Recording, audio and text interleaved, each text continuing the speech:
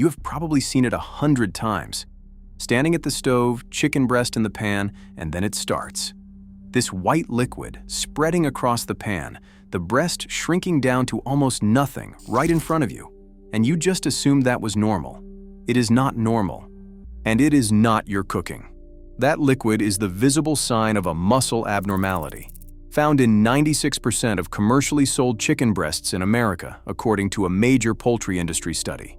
96%. The bird itself has a problem, and the grocery store is never going to tell you that. To understand how we got here, you have to go back to 1948, when the United States Department of Agriculture ran something called the Chicken of Tomorrow contest. Post-war America needed cheaper protein, and the goal was simple: breed a bird that grows bigger, faster, and for less money. That contest launched the entire modern broiler industry, and from that moment, the bird never stopped changing. By 1960, chickens were reaching market weight in 10 weeks. By 1980, it was down to 8. And by 2005, it was 6 weeks. A bird that used to take 16 weeks to grow now takes 6. And that is not just a faster chicken. That is a completely different animal. In 2004, researchers at the University of Maryland and the United States Department of Agriculture published a study where they compared archived chicken samples from 1957 to the modern commercial bird. What they found was significant. Fat content had increased by over 200% in some cuts, and protein per gram had gone down. Now, we want to be clear here. We are not doctors, and nothing in this video is medical advice. We are not telling you that eating chicken is going to harm you, because the research does not make that claim, and neither will we. What the research does show, plainly and specifically, is that the nutritional makeup of this animal has changed substantially, as a direct result of how it is now being bred. You are not eating what your grandparents ate. You are eating a product that was engineered to the specification of a processing plant, not your dinner table. And here is how that happened. 4 companies control approximately 85% of the chicken on your grocery store shelf: Tyson, Pilgrim's Pride, Perdue, and Wayne Sanderson Farms. They own everything: the breeding stock, the hatcheries, the feed mills, the processing plants, and the distribution network. The farmer in the middle, the person you picture when you imagine a chicken farm, only owns the building. A building they took out a loan to construct, to the company's exact specification, and they get paid per bird at whatever rate the company sets. No negotiating power, no alternative buyer. The farmer carries the financial risk, and the company takes the margin. This is called contract farming. It is entirely legal. It has been documented by the Government Accountability Office and investigated by Reuters and the Washington Post. The 6-week bird was not designed by a farmer who cared about how it tastes on your table. It was designed by a corporate spreadsheet that cared about how many birds move through a processing plant per hour. Now back to that white liquid in your pan, because it has a specific name in the poultry industry. It is called wooden breast syndrome, and it happens when the breast muscle grows so fast that the blood supply simply cannot keep up.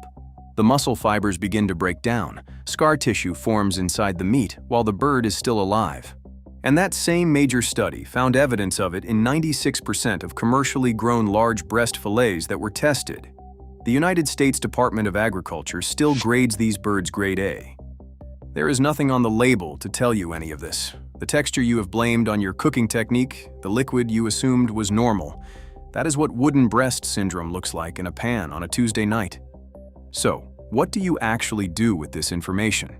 First, understand what the words on a label actually mean, because most of them mean very little. Free range, pasture raised, all natural. These terms carry minimal legal definition in the poultry industry and can mean almost anything the producer wants them to mean. The words that actually carry weight are slow-growing and a named breed.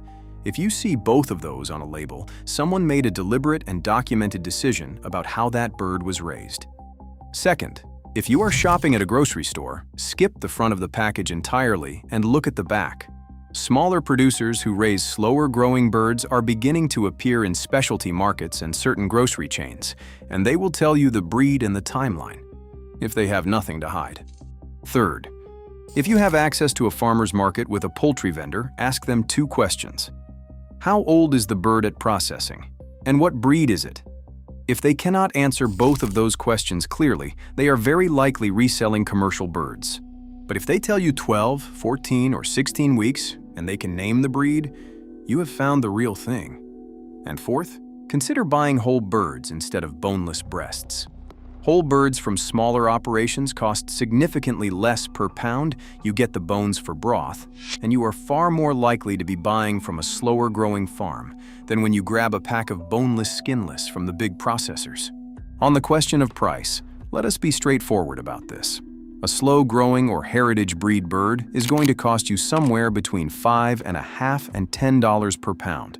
But consider that according to Bureau of Labor Statistics data from late 2025, you are already paying over $4 per pound for commercial boneless breast at a standard grocery store. The gap is smaller than most people assume. And what you are getting on the other side of that gap is a fundamentally different product.